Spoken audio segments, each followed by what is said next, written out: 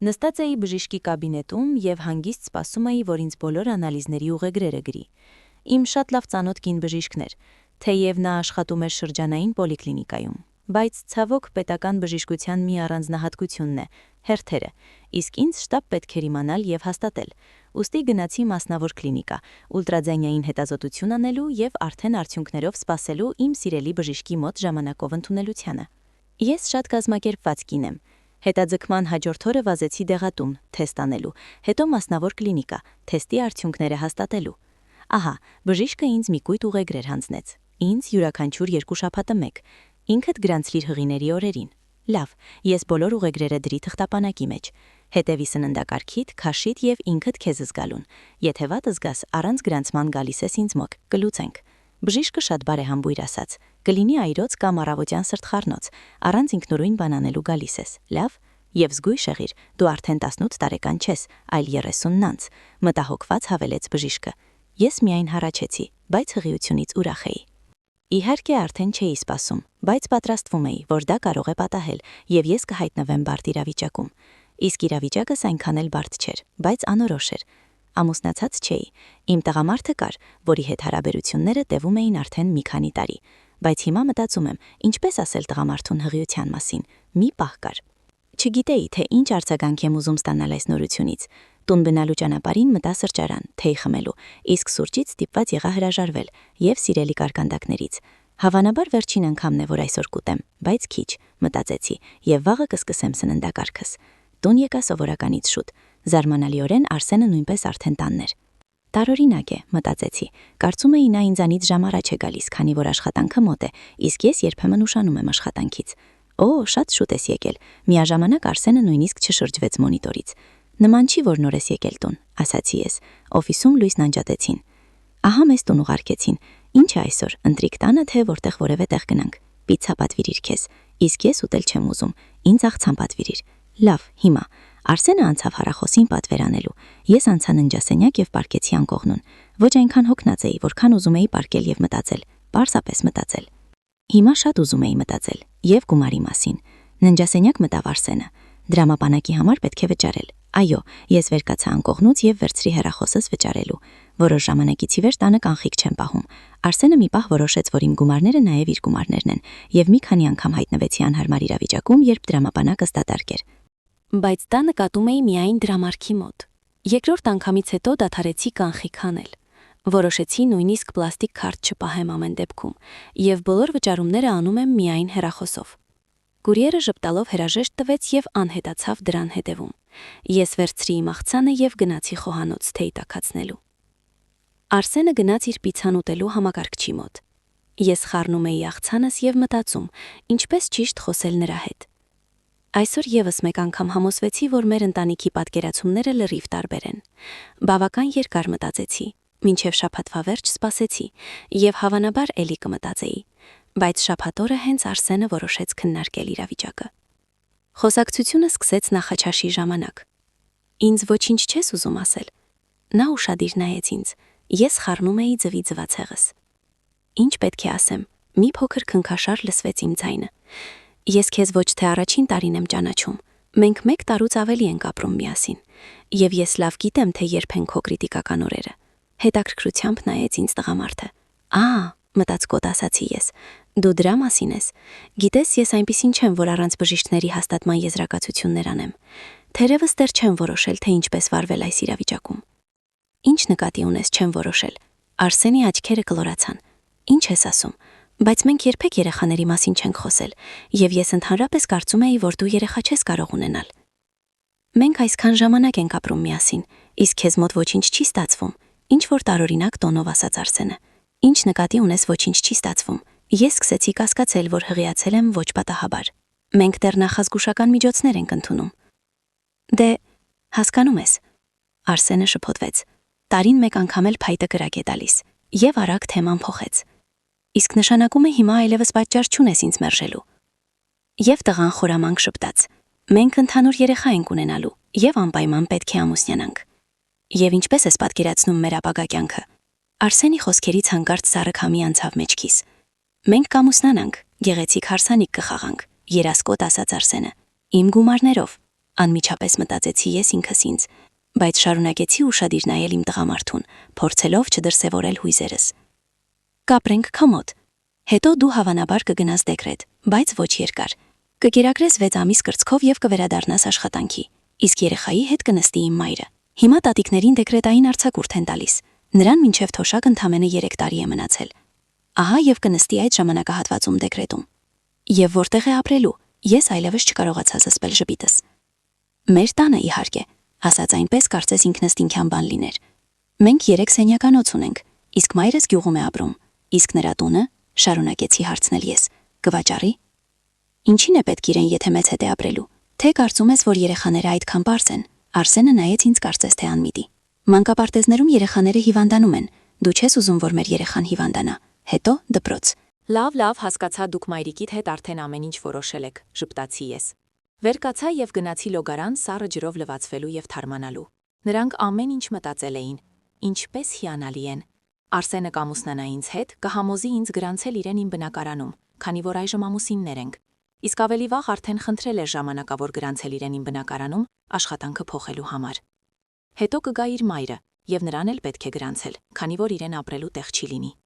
Եվ ինձ շատ լավ կուղարկեն աշխատանքի, որպեսզի ես բոլորին ապահովեմ։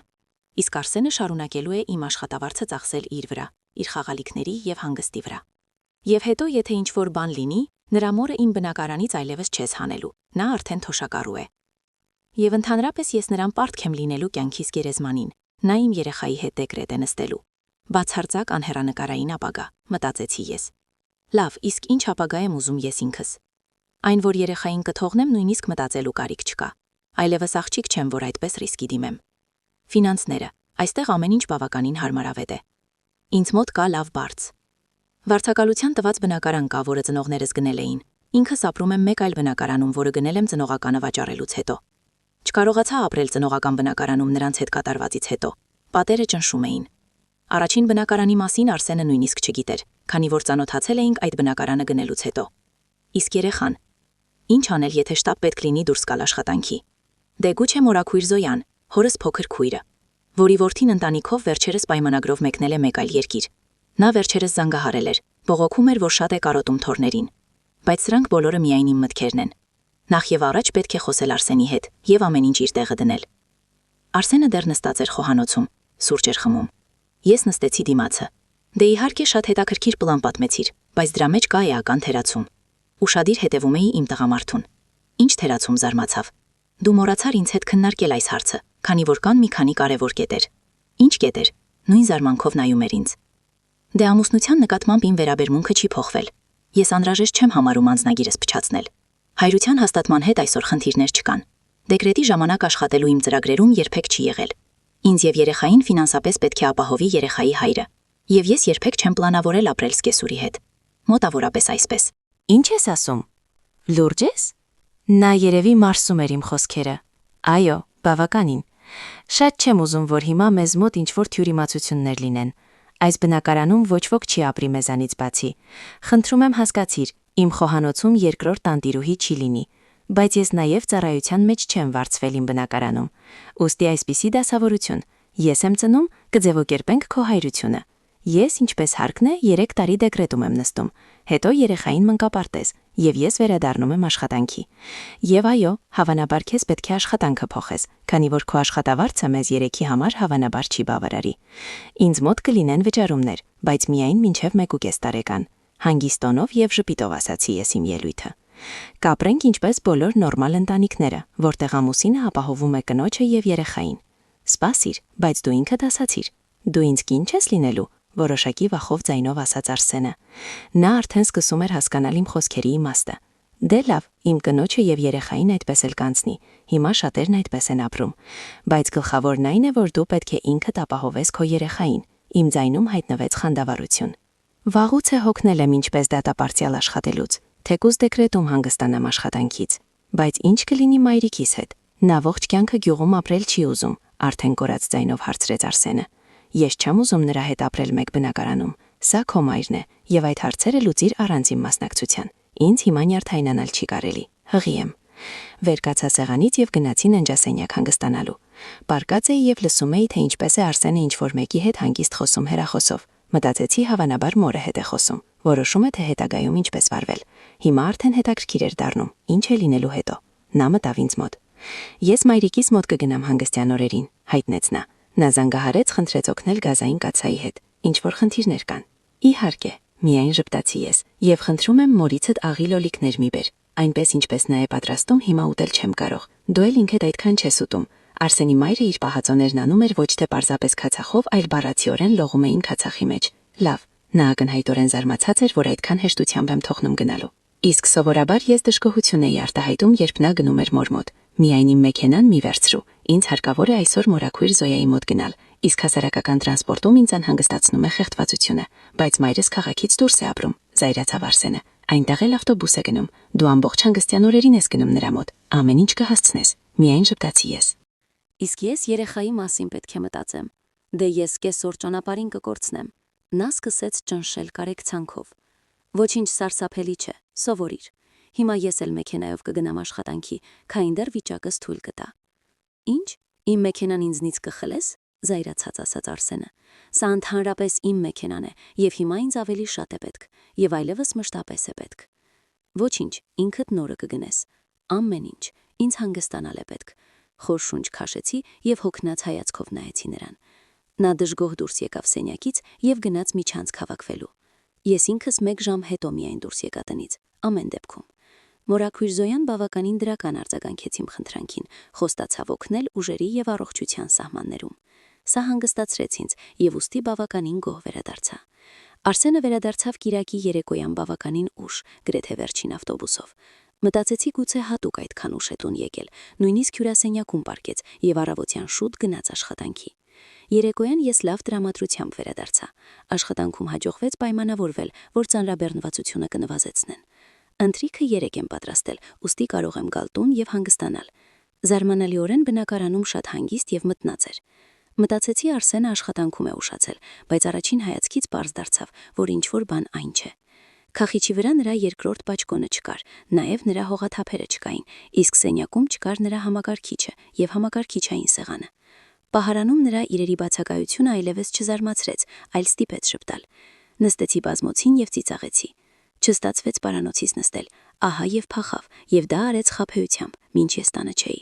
Դե ինչ, թող այդպես լինի, մտածեցի ես եւ գնացի խոհանոց ընտրելու։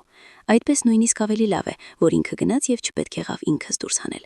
Իմ հանգստության համար արգելափակեցի Արսենի եւ նրա մորը հեղախոսահամարները եւ անմիջապես ստուգեցի, արդյոք ինչ որ բան է թողել բնակարանում, ամեն դեպքում։